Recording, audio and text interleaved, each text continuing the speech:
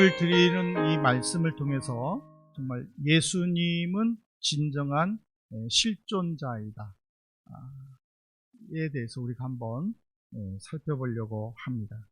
이 히브리서 10장은요, 이 5단락으로 나눠져 있습니다.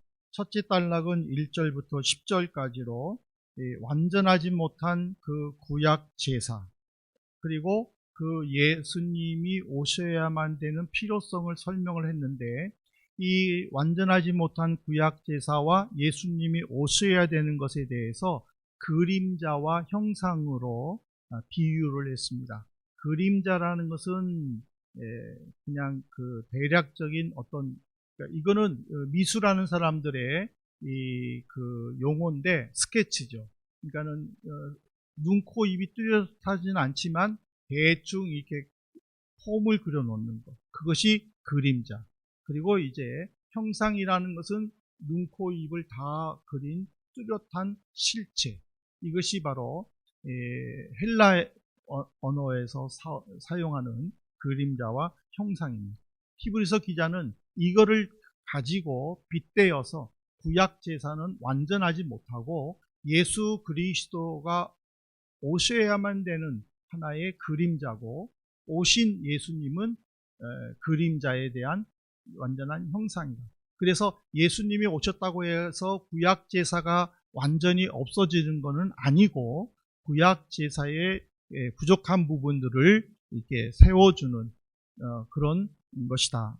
이것이 10절까지 기록되어 있고, 두 번째 단락은 이제 18절까지로 예수 그리스도가 이제는 형상인 이유가 뭐냐, 실체인 이유가 뭐냐, 바로 주님의 죽으심으로 말미암아 이 제사가 완벽해졌고, 그 예수님의 죽으심으로 말미암아 제사가 완벽해진 것은 바로 내 죄를 용서받았고, 누구든지 예수 그리스도를 믿는 자들의 죄가 완전히 용서받았기 때문이다 라는 것을 이제 18절까지 해서 이제 얘기해 주고 있습니다. 이 부분까지가 이제 1장 1절부터 이어지는 예수 그리스도의 우월성이 이제 맞춰지게 됩니다. 그 다음에 이제 세 번째 단락은 19절부터 25절까지로 이제는 예수님의 우월하신 교리를 마치고, 그 우월하신 예수님을 믿는 성도들은 어떤 고난이 있더라도 그 고난을 견뎌내고 굳게 지켜야 된다라는 것을 당부하는 거예요. 그래서 25절까지에 있어서의 주제는 딱 하나예요. 소망의 신앙. 소망을 가져라. 그래서 우리 성도들이 이 소망을 가져야 되는 이유가 뭔가, 그거는 이제 25절까지를 여러분들이 잘 묵상해 보면 거기에 나타나 있습니다. 그 다음에 이제 네 번째 단락은 31절까지로 여기에는 조금 엄한, 굉장히 무서운 내용이 담겨 있습니다.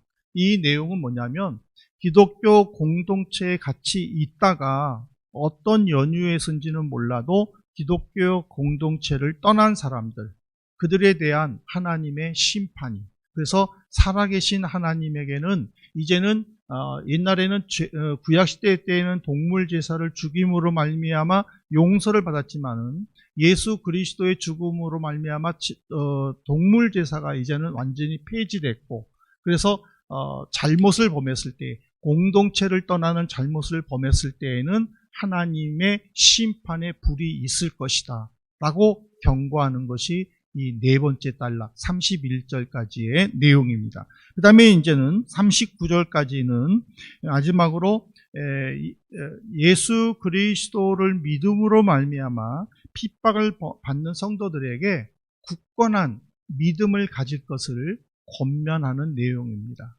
그리고 이 그 39절까지의 내용은 바로 이 10장 전체의 내용이기도 합니다. 그래서 히브리서 10장은 예수 그리스도가 우월하여 구약의 제사의 부족한 부분들을 완벽하게 이루었고, 그것을 믿는 성도들은 환난과 핍박 속에서도 견뎌내며 그 소망을 가지고 이겨낼 때에 하나님께서는 그에게 승리의 면류관을 주신다.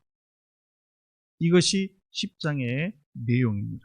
그래서 이 시간에는 첫째 단락과 둘째 단락을 살펴보고 다음 주에는 셋째 단락부터 마지막 5번째 단락까지 이렇게 나누어서 살펴보려고 합니다.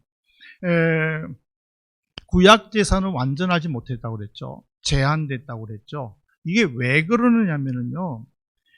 신명기 15장 21절에 보면 그러나 짐승이 흠이 있어서 절거나 눈이 멀었거나 무슨 흠이 있으면 내 하나님 여호와께 잡아들이지 못한다.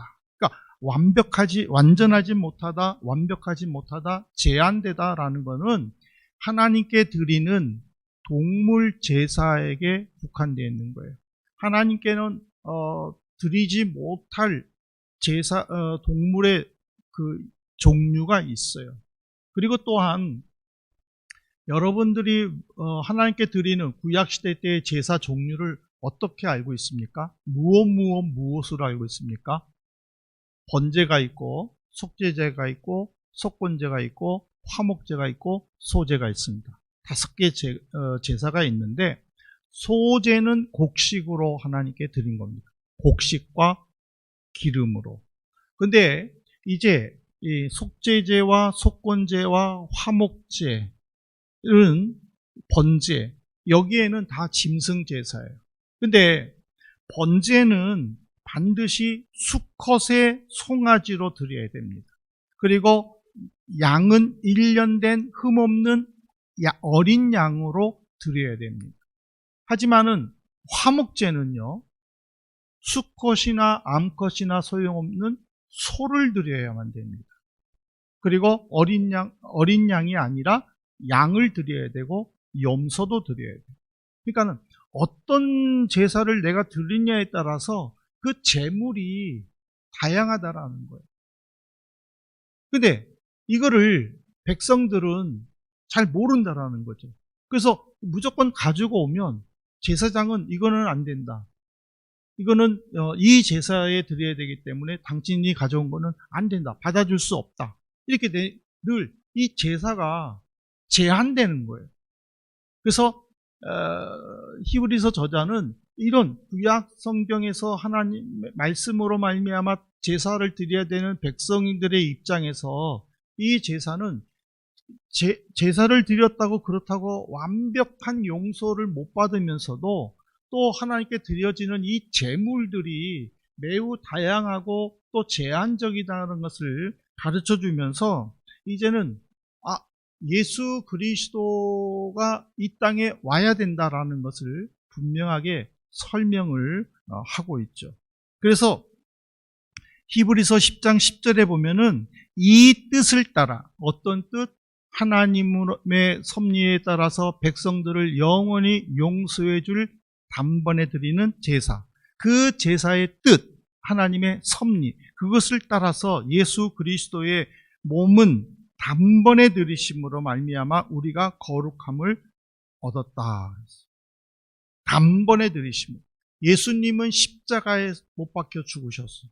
단번에 들이셨어요. 단 한 번의 제사예요.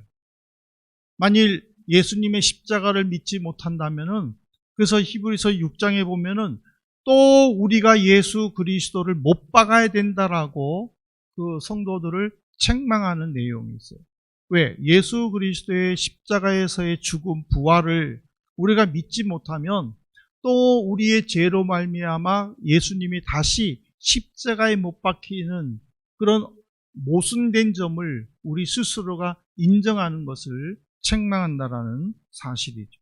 근데 여기에 보면은요, 거룩함을 얻었다라고 했는데 이 얻었다라는 것은요, 문법, 그라마틱으로 보면은 이거는 완료 시제예요. 딱 끝난 거예요. 예수님의 십자가의 죽음으로 말미암아 우리는 거룩함을 얻어갈 것이다가 아니라 얻는 것이 아니다. 얻었다라는 거예요. 완료예요. 예수님의 십자가의 죽음으로 말미암아 누군가가 내가 십자가에 죽으신 그 예수님을 믿습니다라고 고백하는 그 순간 나는 거룩하다라는 거예요. 내가 죄를 지었는데 그럼에도 불구하고 나는 거룩하다라는 거예요. 왜? 내 안에는 예수 그리스도의 보혈이 흐르기 때문에. 그래서 히브리서 저자는 바로 그 예수님의 십자가의 죽으심을 믿고 죄 사함을 받고 그 죄 사함을 받는 상징으로 물 세례를 받아야 된다고 히브리서에서 강조합니다. 우리가 교회에서 신앙생활을 조금 한 사람들에게, 성도들에게 세례를 받으십시오라고 권면하는 것도 바로 예수 그리스도로 인하여 구원받았다라는 것, 그리고 또 그 세례로 말미암아 내 죄가 용서함을 받았다라는 것을 확신시켜주기 위함이라는 사실이죠.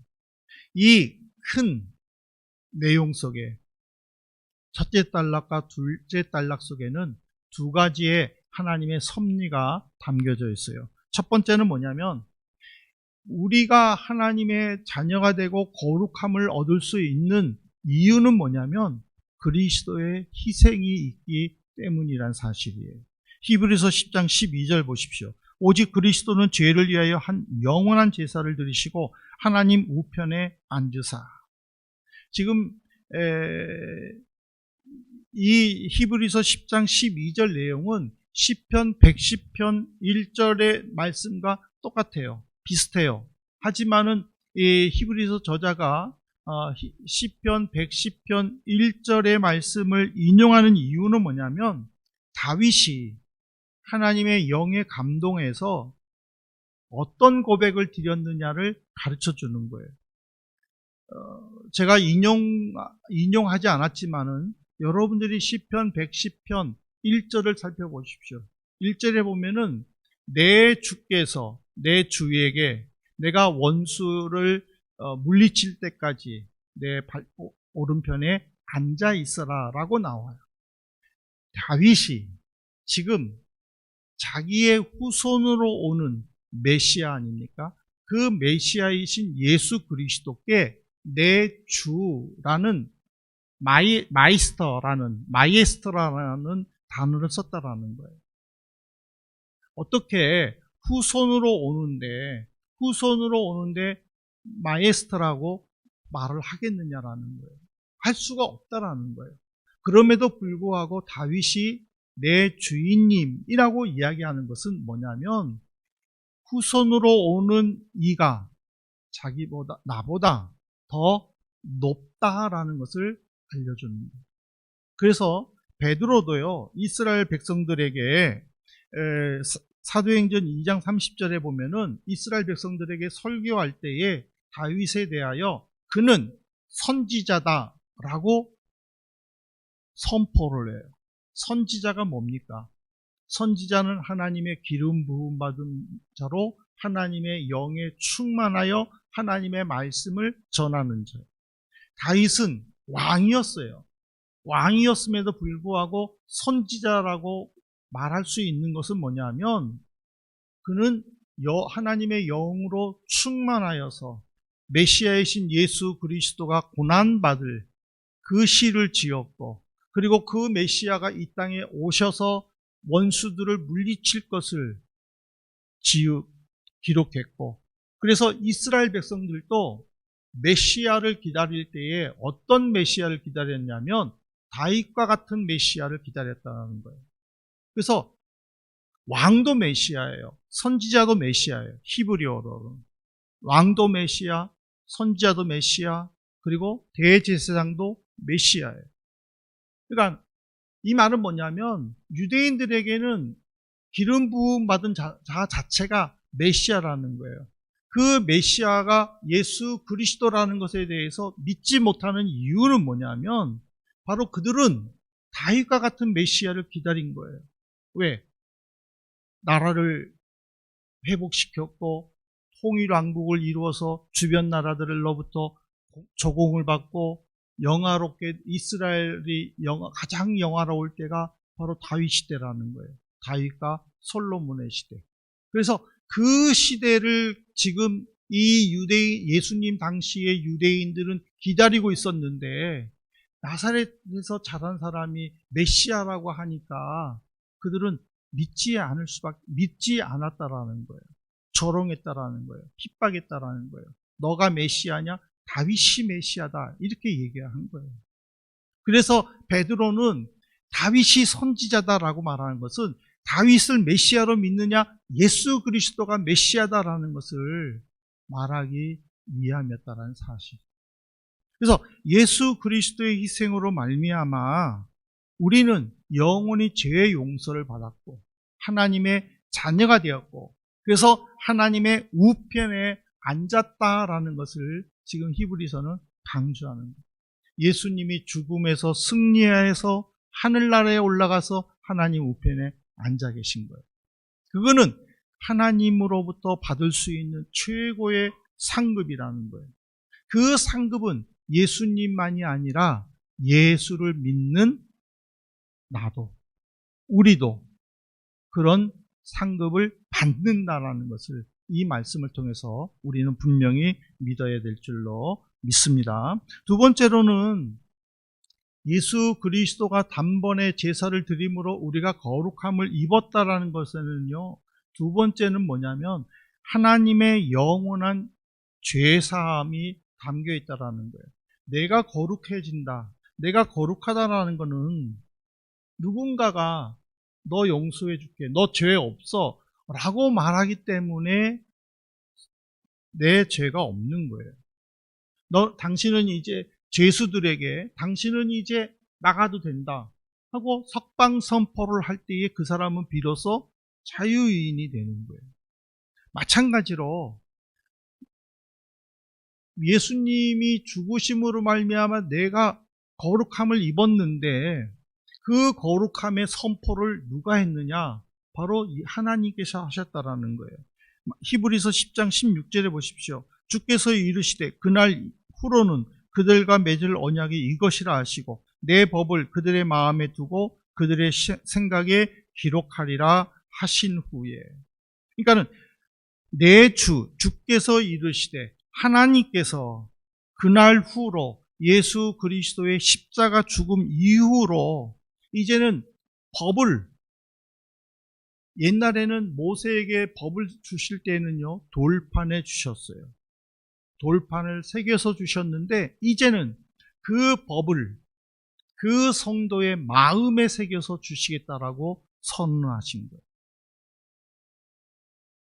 그렇다고 해서 구약의 언약, 즉 십계명을 비롯한 여러 언약이 하나님께서 선포하시는 이 말씀으로 인하여 새로워진 언약으로 이루어진 것이 틀리느냐? 아니라는 거예요. 다르냐? 아니라는 거예요. 이 옛 언약, 구 언약과 새 언약이 완전히 다른 것이 아니라 이것은 서로 보완한다라는 것을 가르쳐 주는 거예요. 무슨 말이냐면요, 옛 언약, 즉 모세에게 주시는 율법은요 돌에 새겨졌어요. 돌에 새겨지면서 하나님이 뭐라고 그랬어요? 여호와를 지켜라, 말씀을 기억하라, 안식일을 지켜라, 내 부모를 공경하라, 살인하지 말라, 도적질하지 말라. 이게 다 뭐예요? 지켜라, 말라. 이게 뭐예요? 강제 명령이에요. 강제로 지켜야 되는 거예요. 이거를 안 지키면 죄인인 거예요. 그러면 동물을 죽여가지고 그 피로 내 죄가 용서되는 거예요. 그렇지만 이제는 하나님께서 마음에 새겨주셨다고 했어요. 이 마음에 새겼다라는 것은 자발성이에요. 순종을 하느냐, 순종하지 않느냐, 그거는 순전히 내 의지에 달렸다라는 거예요. 안식일을 기억하여 거룩히 지켜라 했는데 나는 안 지켰어. 예배에 안 왔어. 그렇다고 해서 당장 무슨 일이 일어나요? 안 일어나잖아요. 하나님은 강제적으로 지키라고 명령한 게 아니라 이제는 기쁨으로 자원해서 순종할 것을 요구하셨다라는 사실이죠. 이 하나님의, 예수님의 희생에는요 우리의 순결이 요구되어 있어요. 예수님은 우리를 거룩하게 해주셨잖아요. 그렇다면 거룩함을 받는 우리는 이제는 할 일이 뭐냐면 순결해야 된다는 거예요. 그 순결함이 뭐예요? 내가 예수님을 믿었을 때에 예수님 이외에 세상의 어떤 것에 관심을 가져서는 안 된다는 거예요. 세상의 물정이나 또는 이단들이나 우상들에게 관심을 보여서는 안 된다는 거예요. 하나님을 믿고 또 우상을 믿는 그런 유혹들을 벗어나야 된다는 거예요. 이것이 내적 순결이에요. 근데 여러분들 우리가 이거 한번 생각해 보십시다. 예수님은요, 초림 예수님은 실체가 있었어요. 눈, 코, 입이 있었어요. 손과 발이 있었어요. 믿는 사람도 있고 안 믿는 사람도 있었죠. 그렇지만 지금은 예수님이 있습니까? 여러분들 예수님을 믿었는데 예수님 본 사람 계셔요? 정확하게. 예수님을 본 사람은 아무도 없어요. 그냥 우리가 믿는다는 것은 예수님인데 실체가 없는 예수님. 이 눈에 보이지 않는 예수님을 믿는다는 것은 참 어려워요. 그런데 분명한 것은 뭐냐면 이 예수님을 내가 죽는 순간까지 배교하지 아니하고 떠나지 아니하고 정말 예수님을 내가 믿어야 될 것인지 말아야 될 것인지 이거를 우리가 결정해야 된다는 거예요. 이것이 바로 예수님의 죽음으로 말미암은 내적 순결의 중요한 키포인트예요. 내가 예수를 믿고 싶을 때만 믿고 그러지 않을 때는 다른 것을 믿는다. 그거는 주님이 원하지 않는다는 거예요. 세상의 신들과 예수님의 차이가 뭔지 아세요? 세상의 신들은요, 제자들에 의해서 그 신이 신격화됐어요. 그리고 제자들에 의해서 그 신의 무덤이 아주 커요. 그리고 제자들에 의해서 그 신의 무덤에 가서 참배를 해야 돼요. 근데 기독교는 보세요. 제자들이 예수님을 신격화하지 않으셨어요. 예수님이 내가 곧 하나님이다라고 선포하셨어요. 스스로 신격화했어요. 예수님의 무덤은 빈 무덤이에요. 어느 누구도 예수님이나 예수님의 12제자나 예수님의 무덤에 가서 경배하라 강요하지 않았어요. 그냥 가는 사람들은 자발적으로 가서 아 여기가 예수님의 무덤이었구나라는 거지 거기 가가지고 막 기도하거나 막 내가 예수님의 무덤에 갔다 왔으니까 나는 이제 뭐 그런 게 없는 거예요. 이슬람 교도들에게 있어서 제일 중요한 게 뭐예요?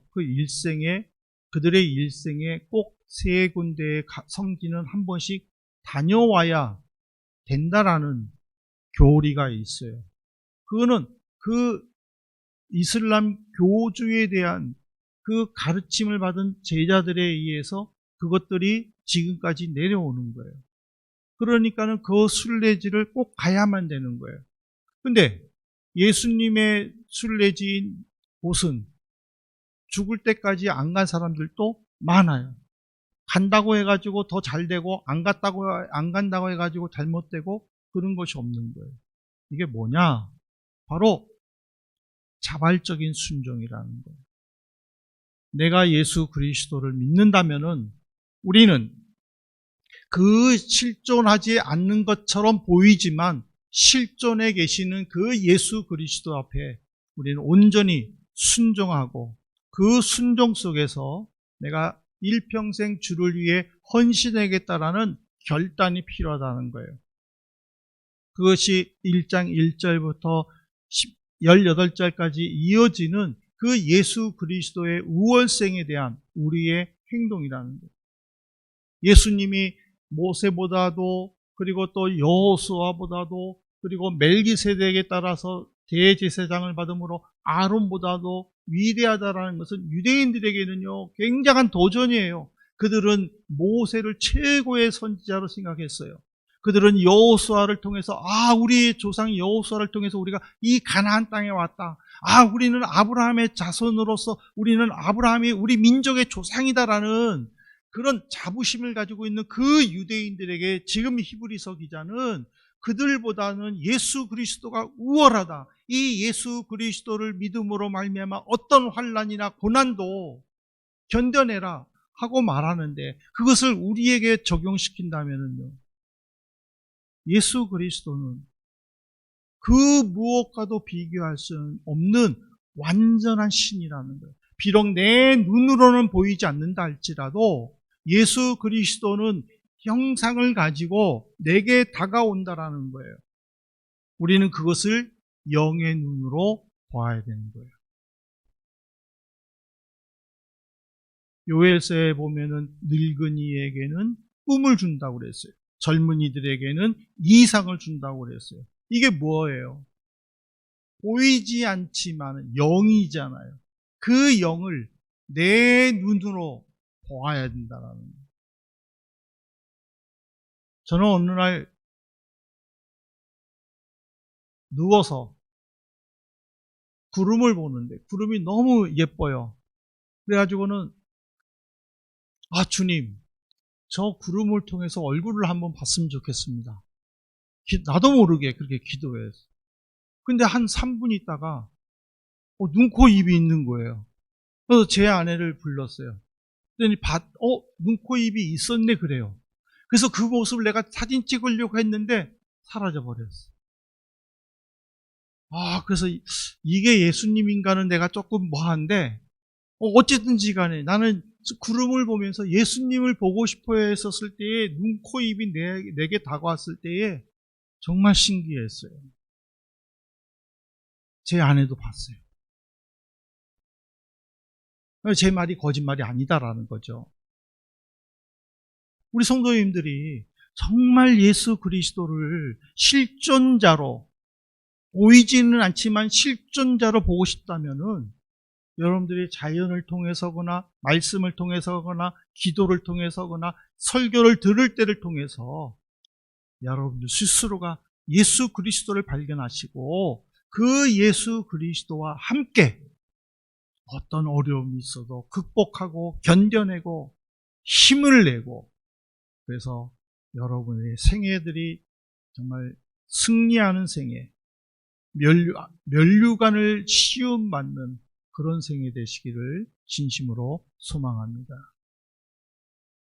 옛날에는 마라톤을 뛰어서 마라톤에서 1등하는 경주자에게 로마의 황제가 친히 감람나무 잎으로 만든 면류관을 씌워줬다고 그랬죠. 그거는 그 경기에 우승하는 자에게는요, 대대로 가문의 영광이었대요. 히브리서 기자는 그거를 인용을 해가지고 하나님이 예수 그리스도에게 승리의 면류관을 씌워주셨다라고 적용을 한 거예요. 하나님이 예수 그리스도에게 승리의 면류관을 씌워주신 것은 바로 내게도 씌워주신다라는 거예요. 히브리서 기자는 로마 황제가 씌워주는 것을 눈으로 보고 그것을 눈에 보이지 않지만은 실존하신 예수 그리스도에게 그런 일이 일어났을 것이라고 적용한 말씀.